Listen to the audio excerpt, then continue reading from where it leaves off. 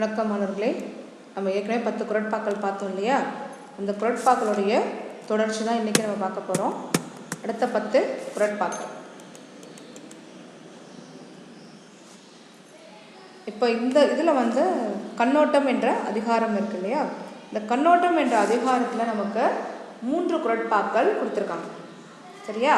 இப்போ முதல் குறட்பா இருக்கு இல்லையா? இது நமக்கு மனப்பாட பகுதி. இப்போ இதுவும் நான் உங்களுக்கு சொல்லிடுறேன். ஒன்று, பண் என தொடங்கும் குறட்பாவை பிழையின்றி எழுதுக அப்படின்னு கேட்பாங்க. அப்படி இல்லைன்னா கண் என முடியும் குறட்பாவை பிழையில்லாமல் எழுதுக அப்படின்னு கேட்பாங்க. அப்படி இல்லைன்னா பாடலுடைய பொருள் கொடுத்து கேட்பாங்க. ஸோ அப்போ இந்த மாதிரி 3 விதமாக இதில் வினாக்கள் கேட்பாங்க. ஓகே, இப்போ ஃபஸ்ட்டு குறள் போகலாமா? பண் எண்ணாம் பாடற்கு இயைபு இன்றேல் கண் எண்ணாம் கண்ணோட்டம் இல்லாத கண். பண் எண்ணாம் பாடற்கு இயைபு இன்றேல் அப்படின்னா இப்போ கண் என்பது என்ன? நம்ம பார்க்கக்கூடிய பார்வை எப்படி இருக்கணும்? அன்பும் இரக்கமும் கொண்டதாக இருக்க வேண்டும். இப்போ சொல்லுவாங்களே, அகத்தின் அழகு முகத்தில் தெரியும் அப்படின்னா நம்ம கண் அதை வெளிப்படுத்தும். நம்ம கோபமாக இருந்தால் எப்படி இருக்கும்? கண்ணெல்லாம் சிவந்து போயிருக்கும் இல்லையா? அழுதா எப்படி இருக்கும்? கண்ணில் தண்ணி கண்ணை சோர்வாக இருக்கும்.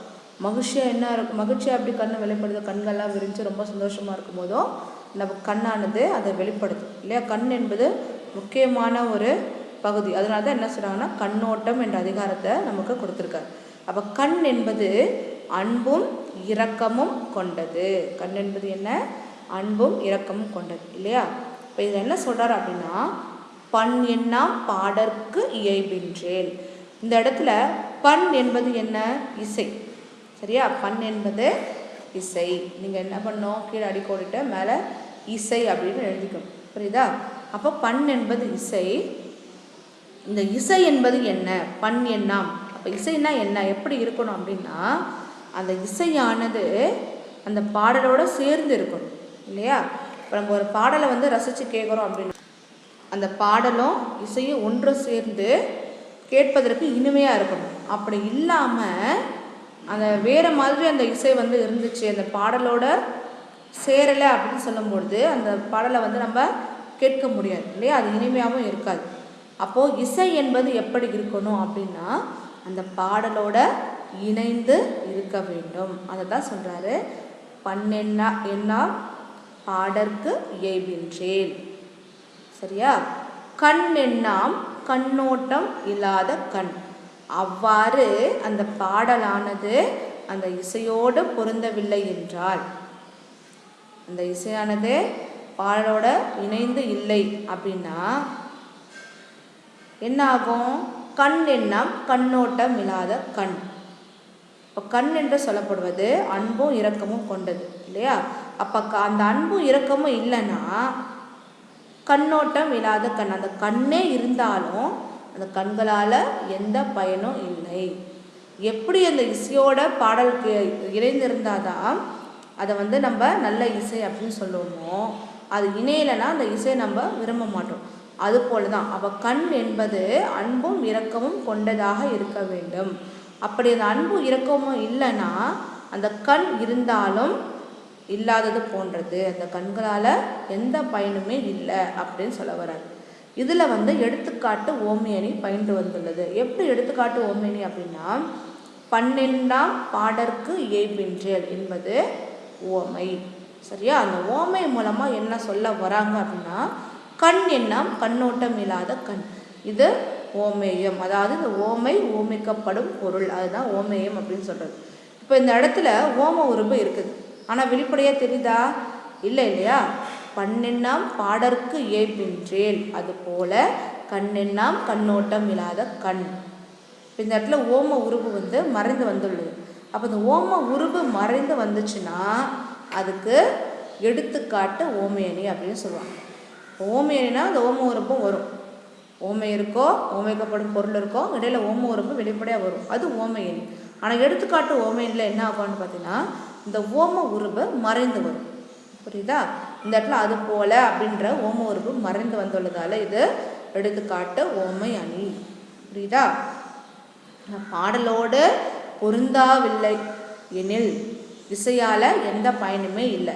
அது போலவே இரக்கம் இல்லைன்னா கண்களால் எந்த பயனும் இல்லை அப்படின்னு சொல்கிறாங்க. புரியுதா? இப்போ இந்த பாடலோடு பொருந்தவில்லை எனில் இது ஓமை. அந்த ஓமை மூலமாக என்ன சொல்ல வராங்க அப்படின்றது ஓமை. அப்போ இடையில் இருக்கக்கூடியது ஓம உருவு. அந்த ஓம உருவு தான் இங்கே மறைந்து வந்துள்ளது. அதனால் இது எடுத்துக்காட்டு ஓமை அணி. புரியுதா? இப்போ அடுத்த குரட்பா பார்க்க போகலாமா? இப்போ அடுத்த குரட்பா என்ன அப்படின்னா, கருமம் சிதையாமல் கண்ணோட வல்லார்க்கு உரிமை உடைத்து இவ்வுலகு அப்படின்னு சொல்கிறார். கருமம்னா என்ன? செயல், தான் மேற்கொண்ட செயல், அதாவது தன்னுடைய கடமை அப்படின்னு வச்சுக்கலாம் இல்லையா? அப்போது தன்னுடைய கடமை தவறாமல் கண்ணோட வல்லார்க்கு, நான் ஏற்கனவே கண்ணோட்டம்னா அன்பும் இரக்கமும் அப்படின்னு சொன்னோம் இல்லையா? அப்போ கடமை தவறாமல் அன்பையும் இரக்கத்தையும் காட்டுபவருக்கு கண்ணோட வல்லார்க்கு அப்படின்னா, தான் மேற்கொண்ட கடமை தவறாமல் நடுநிலைமையோடு அன்பையும் இரக்கத்தையும் காட்டுபவருக்கு உரிமை உடைத்து இவ்வுலகு, இந்த உலகமே அவருக்கு உரிமையானதாகும் அப்படின்னு சொல்கிறாங்க. யார் ஒருத்தவங்க தன்னோட கடமையில தவறாமல் மற்றவங்ககிட்ட அன்பையும் இரக்கத்தையும் காட்டுறாங்களோ அவங்களுக்கு இந்த உலகமே உரிமை உடையதாக ஆகும் அப்படின்னு சொல்கிறது. அதுதான் இந்த குரட்பால சொல்ல வர்றது. கருமம் சிதையாமல் கண்ணோட வல்லார்க்கு உரிமை உடைத்து இவ்வுலகு. இந்த இடத்துல கருமம் என்பது செயல். புரியுதா? அடுத்தது, பெயக்கண்டும் நஞ்சு உண்டு அமைவர். இது எப்படி பிரிச்சு படிக்கணும் பாருங்க. பெயக்கண்டும் நஞ்சு உண்டு அமைவர் நயத்தக்க நாகரிகம் வேண்டுபவர். அதாவது இதில் என்ன சொல்ல வராங்க அப்படின்னா, இந்த இடத்துல நயத்தக்க அப்படின்றது எல்லோராலும் விரும்பப்படுகின்ற. நயத்தக்கனா என்னது? எல்லோராலும் விரும்பப்படுகின்ற. அதாவது பெயக்கண்டும் நஞ்சுண்டு அமைவர் நயத்தக்க நாகரிகம் வேண்டுபவர். இதை எப்படி நம்ம பொருள் எடுத்துக்கணும் அப்படின்னு பார்த்தீங்கன்னா, நயத்தக்க நாகரிகம் வேண்டுபவர் பெயக்கண்டும் நஞ்சு உண்டு அமைவர் அப்படின்னு நம்ம பொருள் எடுத்துக்கணும். புரியுதா? அப்போ நயத்தக்க என்பது எல்லோராலும் விரும்பத்தக்க. நாகரிகம் வேண்டுபவர், யார் நாகரிகம் வேண்டுபவர் அப்படின்னா, இப்போ நம்மோட பழகியவர்கள் இருக்கிறாங்க இல்லையா? அதாவது இந்த இடத்துல நாகரிகம் வேண்டுபவர் அப்படின்னா விரும்பத்தக்க இரக்க இயல்பை கொண்டவர்கள். சரியா? அந்த மாதிரி எல்லோராலும் விரும்பப்படுகின்ற இரக்க இயல்பை கொண்டவர்கள், அவர்கள் தான் இங்கே என்ன சொல்கிறாங்கன்னா நாகரிகம் வேண்டுபவர் அப்படின்னு சொல்கிறாங்க. எல்லோராலும் விரும்பப்படுகின்ற இரக்க உணர்வை கொண்டவர்கள் பெயக்கண்டும் நஞ்சு உண்டு அமைவர். அதாவது நம்மோடு நெருங்கி பழகியவர்கள் நமக்கு பிடிக்காதவற்றை சொன்னாலும், நம்மக்கிட்ட ரொம்ப நெருக்கமாக இருக்கிறவங்க இப்போ நம்மக்கிட்ட ஏதாவது ஒரு குறை இருந்தது அப்படின்னா நம்மளுக்கு அது பிடிக்காது, நம்மக்கிட்ட ஒரு குறையை சொன்னால் பிடிக்காது அப்படின்னா கூட நமக்கு பிடிக்காதவற்றை அவர்கள் சொன்னால் கூட என்ன பண்ணுவாங்களாம், அதை ஏற்றுக்கொள்வார்கள். இப்போ நம்ம எவ்வளோதான் ஒருத்தவங்கிட்ட ரொம்ப அப்படியே நட்போட பழகினா கூட ஒரு சில விஷயங்கள் நமக்கு பிடிக்காத அவங்க சொல்லும் பொழுது நம்மளுக்கும் அது பிடிக்காது இல்லையா? ஆனால் இந்த இரக்க இயல்பை கொண்டவர்கள் எப்படி இருப்பாங்க அப்படின்னு பார்த்தீங்கன்னா, நம்ம கூட யார் பழகிறாங்களோ அவங்க நமக்கு பிடிக்காத செயலை சொன்னால் கூட அதை என்ன பண்ணுவாங்களாம், ஏற்றுக்குவாங்க அப்படின்னு சொல்கிறார். அதனால தான் பெயக்கண்டும் நஞ்சு உண்டு அமைவர் அப்படின்னு சொல்கிறாங்க. இந்த இதில் நஞ்சு என்பது நீ விஷம் நீங்கள் பொருள் எடுத்துக்காதீங்க, விரும்பத்தகாத நமக்கு பிடிக்காத சொற்கள், அதுதான் இங்கே நஞ்சு அப்படின்ட்டு சொல்லியிருக்காரு. புரியுதா? இந்த நஞ்சை உண்பர் அப்படின்னு சொல்கிறது இங்கே கொடுத்துருக்கக்கூடிய ஒரு குறியீடு. அதை நமக்கு பிடிக்காதவற்றை அவங்க சொன்னால் கூட அதை விரும்பி ஏற்றுக்கொள்வர் அப்படின்னு சொல்கிறாங்க. யார் அப்படின்னா நயத்தக்க நாகரிகம் வேண்டுபவர், எல்லோராலும் விரும்பப்படும் இரக்க இயல்பை கொண்டவர்கள். அவங்க கூட பழகினவங்க யார் என்ன சொன்னாலும் அவங்களுக்கு பிடிக்காதா இருந்தால் கூட அதை அவங்க ஏற்றுக்குவாங்க. அது எதற்கு சமம் அப்படின்னா, அவங்க நஞ்சையே கொடுத்தாலும் அதனை உண்ணக்கூடிய பண்புடையவங்களாக இருப்பாங்க. அதாவது அவங்க எதை சொன்னாலும் அவங்க ஏற்றுக்குவாங்க அப்படின்ற பொருள் தான் இது. புரியுதா? விஷம் கொடுக்க மாட்டாங்க, கொடுக்கறது கிடையாது. சரியா? இப்போ அடுத்த குரலுக்கு போகலாமா? அடுத்த அதிகாரத்துக்கு. இப்போ அடுத்த அதிகாரம் என்ன அப்படின்னா, ஆள் வினை உடைமை. என்னது? ஆள் வினை உடைமை. ஆள் என்பது என்ன? ஒரு தனி மனிதன் இல்லையா? வினை என்பது என்ன? செயல். இப்போ ஒரு தனி மனிதன் செய்யக்கூடிய செயல். புரியுதா? இப்போ அது குறட்பாக்கள் போகலாமா? இதில் மொத்தம் எத்தனை குறட்பாக்கள் இருக்குது அப்படின்னு பார்த்தோம்னா 5 குறட்பாக்கள் இருக்குது. ஆழ்வினை உடைமையில் 5 குறட்பாக்கள் கொடுத்துருக்காங்க. இப்போ முதல் குறள் என்ன அப்படின்னு பார்த்தோம்னா, அருமை உடைத்தென்று, இது உங்களுக்கு மனப்பாட குறள். அருமை உடைத்தென்று அசாவாமை வேண்டும், பெருமை முயற்சி தரும். அருமை உடைத்தென்று அசாவாமை வேண்டும், பெருமை முயற்சி தரும். அதாவது நீ எந்த அளவுக்கு நீ முயற்சி செய்கிறாயோ அந்த அளவுக்கு உனக்கு பெருமை சேரும். நீ ஒரு செயலுக்காக எந்த அளவுக்கு நீ முயற்சி செய்கிறியோ அந்த அளவுக்கு உனக்கு முயற்சி பெருமை சேரும் அப்படின்னு சொல்கிறார். புரியுதா? ஆனால் நீ என்ன பண்ணக்கூடாது, என்னால் இது முடியுமா, ஐயோ என்னால் எப்படி இந்த செயலை செய்ய முடியும், என்னால் செய்ய முடியாது அப்படின்ட்டு நீ எந்த வகையிலையும் சோர்வோ தளர்ச்சியோ அடையக்கூடாது. அப்படி நாம் மேற்கொண்ட செயலில் சோர்வு அடைஞ்சோம் அப்படின்னு சொன்னால் நம்மளால் வெற்றி பெற முடியாது. புரியுதா? இந்த இடத்துல அசாவாமை என்று சொல்லப்படுவது சோர்வடையாமை, அதாவது சோர்வடையாமல் இருத்தல். எப்போ அப்படின்னா நம்ம எந்த அளவுக்கு ஒரு செயலை முயற்சி செய்கிறோமோ அப்போ செய்யும் பொழுது எந்த வகையில் நமக்கு சோர்வு ஏற்படக்கூடாது. அருமை உடைத்தென்று அசாவாமை வேண்டும். ஒரு செயலை முடிப்பதற்கு இயலாது அப்படின்ட்டு நம்ம சோர்வடையாமல் அதுக்காக நீ என்ன பண்ணோம், தொடர்ந்து முயற்சி செஞ்சுட்டே இருக்கணும். அப்படி முயற்சி செஞ்சுன்னா பெருமை முயற்சி தரும், நமக்கு பெருமை சேரும் அப்படின்னு சொல்கிறார். அதுதான் அருமை உடைத்தென்று அசாவாமை வேண்டும், பெருமை முயற்சி தரும்.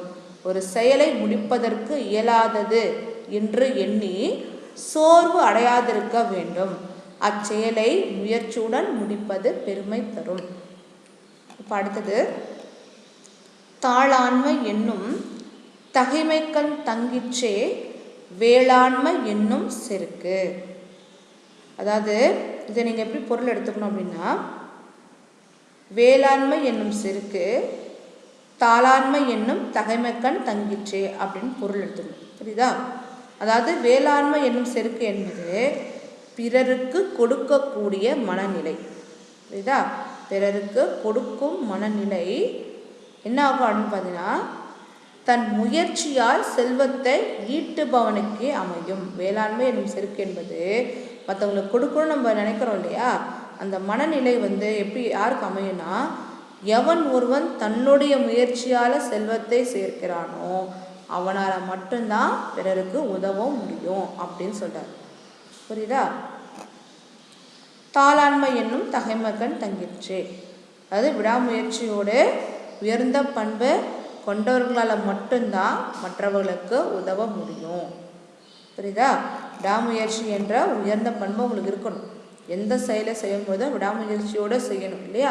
அப்படி விடாமுயற்சியோடு அந்த செயலை செய்கிறவங்களுக்கு தான் மற்றவங்களுக்கு உதவக்கூட முடியும். புரியுதா? இப்போ அதை தான் இங்கே சொல்கிறாரு. வேளாண்மை என்னும் செருக்கு யார்கிட்ட இருக்கும்? விடாமுயற்சி என்ற உயர்ந்த பண்பு கொண்டவர்கிட்ட தான் இருக்கும். புரியுதா? அப்போ வேளாண்மை என்னும் செருக்கு தாளாண்மை என்னும் தகைமைக்கண் தங்கிற்றே. பிறருக்கு கொடுக்கும் மனநிலை தன் முயற்சியால் செல்வத்தை ஈட்டுபவனுக்கு மட்டுமே அமையும். அப்போ விடாமுயற்சி என்னும் உயர்ந்த பண்பு கொண்டவர்களை மட்டும்தான் பிறருக்கும் உதவ முடியும் அப்படின்னு சொல்கிறார். புரியுதா? இந்த இடத்துல தாளாண்மை அப்படின்னு சொல்கிறது விடாமுயற்சி. இப்போ அடுத்தது, முயற்சி திருவினையாக்கும், முயற்சி திருவினையாக்கும் முயற்றின்மை இன்மை புகுத்திவிடும். திரும்ப அந்த குறளை சொல்லி பாருங்க. முயற்சி திருவினையாக்கும் முயற்றின்மை இன்மை புகுத்திவிடும் அப்படின்னு சொல்கிறார். இப்போது நீ எந்த அளவுக்கு முயற்சி செய்கிறியோ அந்த அளவுக்கு என்ன சேரும், உனக்கு செல்வம் சேரும். புரியுதா? அதை தான் முயற்சி திருவினையாக்கும். நீ எவ்வளவுக்கு எவ்வளோ கடினமாக உழைச்சி அந்த செயலுக்காக நீ முயற்சி செய்கிறாயோ அந்த அளவுக்கு உனக்கு என்ன வரும், செல்வம் சேரும்.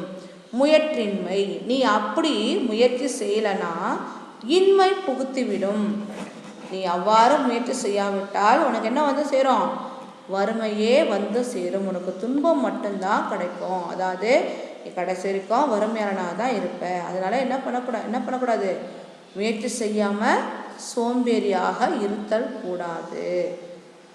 ஏன்னா முயற்சி திருவினையாக்கும். நம்ம முயற்சி செய்யும்பொழுது தான் நமக்கு செல்வம் வரும். அப்படி நீ முயற்சி செய்யாமல் சோம்பேறியாக இருந்தனா முயற்சியின்மை இன்மை புகுத்தி விடும். உனக்கு துன்பம் மட்டும்தான் வந்து சேரும் அப்படின்னு சொல்கிறார். அதுதான் முயற்சி திருவினையாக்கும், முயற்சியின்மை இன்மை புகுத்தி விடும் அப்படின்னு சொல்லப்படுறது. இப்போ இந்த இடத்துல இந்த குறள் பாருங்க. பொறியின்மை யார்க்கும் பழி அன்று, பொறியின்மை யார்க்கும் பழி அன்று, அறிவறிந்து ஆள்வினை இன்மை பழி. குறளை பிரித்து நீங்கள் படித்தாதான் உங்களுக்கு பொருள் புரியும். சரியா? பொறியின்மை யார்க்கும் பழி அன்று, அறிவறிந்து ஆள்வினை இன்மை பழி. அதாவது இந்த இடத்துல பொறி என்பது அறிவு இல்லையா? அப்போ பொறியின்மை என்பது அறிவின்மை. புரியுதா? அப்போது பொறி என்பதை அறிவு என்றே நம்ம என்ன பண்ணோம், பொருள் எடுத்துக்கணும். புரியுதா? இப்போ இதில் என்ன சொல்ல வராங்க அப்படின்னா, நம்ம எவ்வளோதான் முயற்சி செஞ்சால் கூட அந்த செயலை செய்ய முடியாமல் போகலாம். நம்ம அதுக்காக கடினமான முயற்சி எடுத்திருப்போம், ஆனால் நம்மளால் அந்த செயலை வந்து செய்ய முடியாது. இருந்தாலும் நாம் எப்படி இருக்கணும், அறிவுடையவராக இருந்து நம்ம என்னெல்லாம் தெரிஞ்சுக்கணுமோ அதெல்லாம் தெரிஞ்சுக்கிட்டு அந்த செயலை செய்ய முயற்சி செய்ய வேண்டும். சரியா? அப்போ அறிவில்லாமல் இருப்பது யாருக்குமே வந்து குற்றமாகாது. அதை தான் இங்கே சொல்கிறாரு, பொறியின்மை யாருக்கும் பழியன்று. நீ அறிவில்லாமல் இருப்பது யாருக்குமே குற்றமாகாது. ஆனால் அன்று அறிவறிந்து ஆள்வினையின்மை பழி. ஆனால் நீ அறிவுடையவனாக இருந்து நீ எதையெல்லாம் தெரிஞ்சுக்கணுமோ அதெல்லாம் நீ தெரிஞ்சுக்காமல் இருந்தால் அது வந்து உனக்கு பழியாகும். நீ அதற்காக முயற்சியே செய்யலைன்னா அது உனக்கு பழி அப்படின்னு சொல்கிறார். இங்கே 50 அனுபவம் கொடுத்துருக்காங்க இல்லையா? ஆனால் நீங்கள் பொறி என்பது அறிவு என்றே இந்த இடத்துல நீங்கள் பொருள் எடுத்துக்கணும். புரியுதா?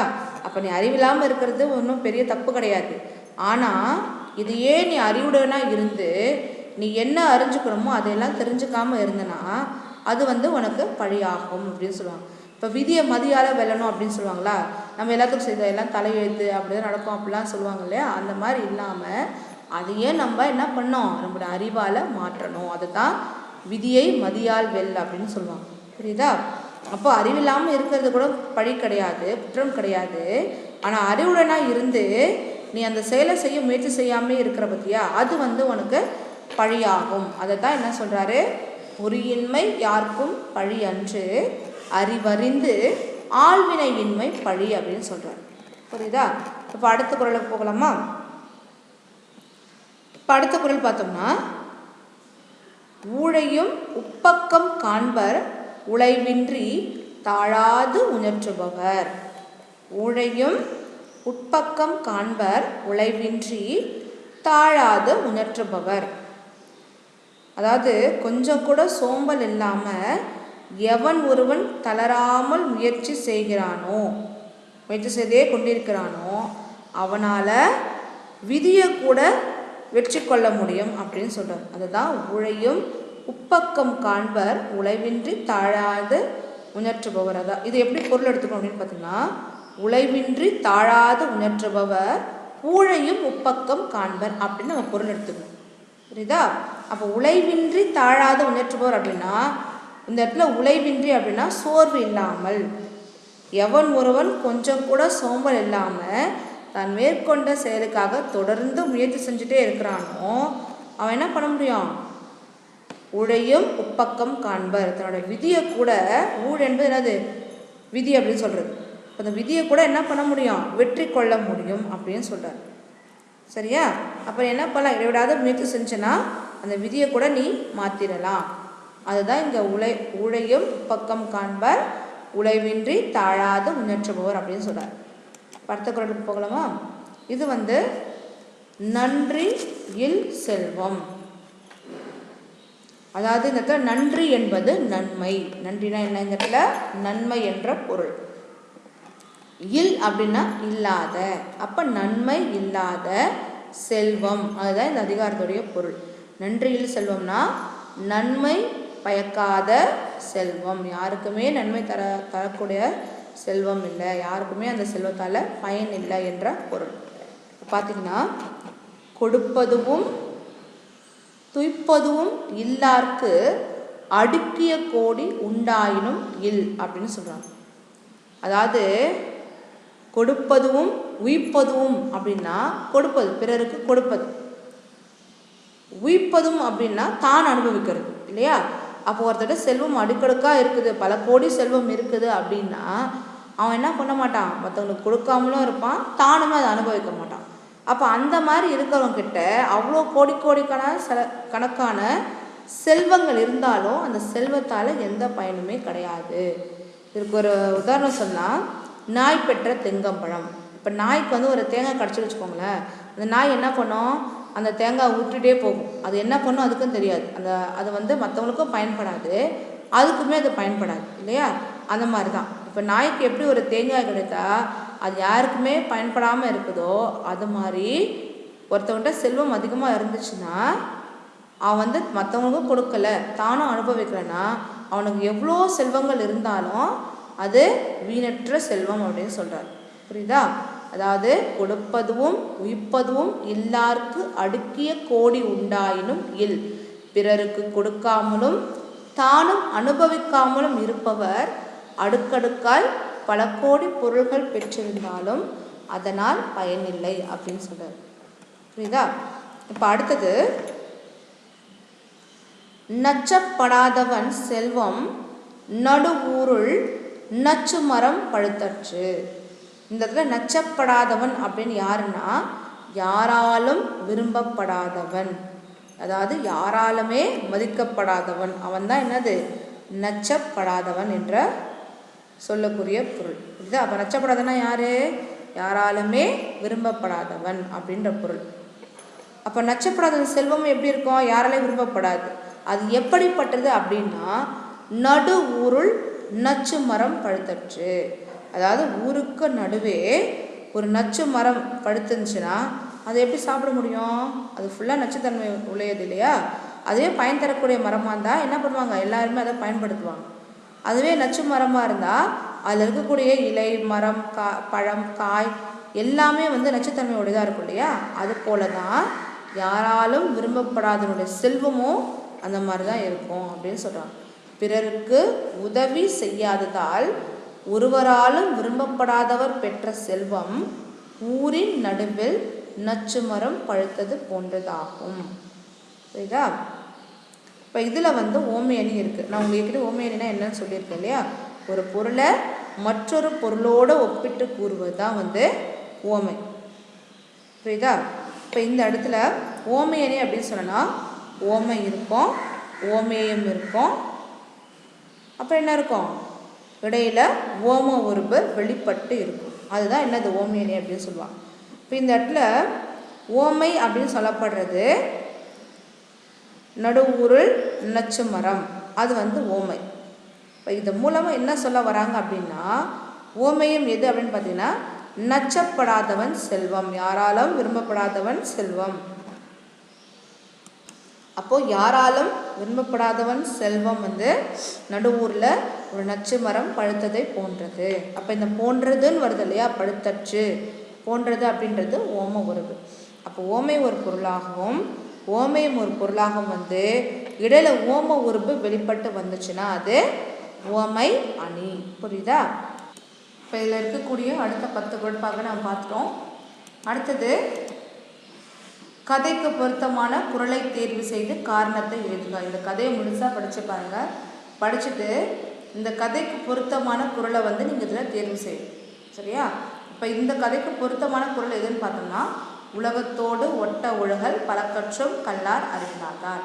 இப்போ இந்த குறளை தேர்வு செய்ததுக்கப்புறம் அதற்கான காரணத்தை நீங்கள் வந்து எழுதணும். இப்போ அடுத்தது குருவினா.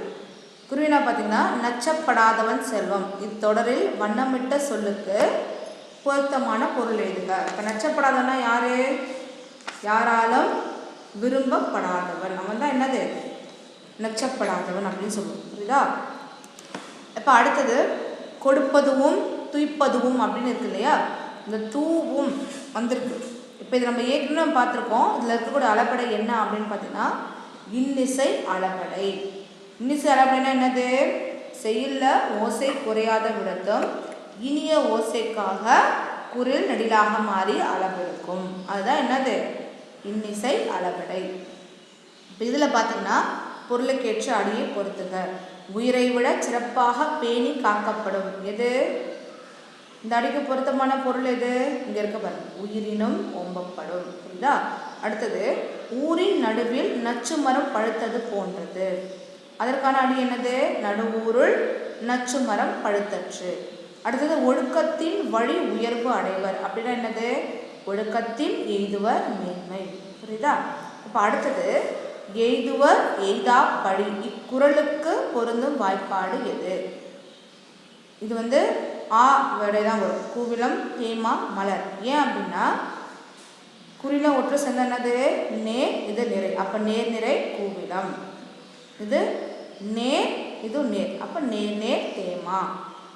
பழி என்பது நிறை இல்லையா? அப்போ நிறைனா மலர். புரியுதா? இப்போ இதில் மொத்தம் நமக்கு இருக்கக்கூடிய மனப்பாட குறட்பாக்களை படித்து அன்னைக்கே நீங்கள் முழுசாக எழுதி பார்த்துருங்க. ரொம்ப எளிமையான குறள் தான். நீங்கள் எளிமையாக அதை மனப்பாடம் பண்ணணும். சரியா? அடுத்த காணொளியில் பார்க்கலாம். நன்றி.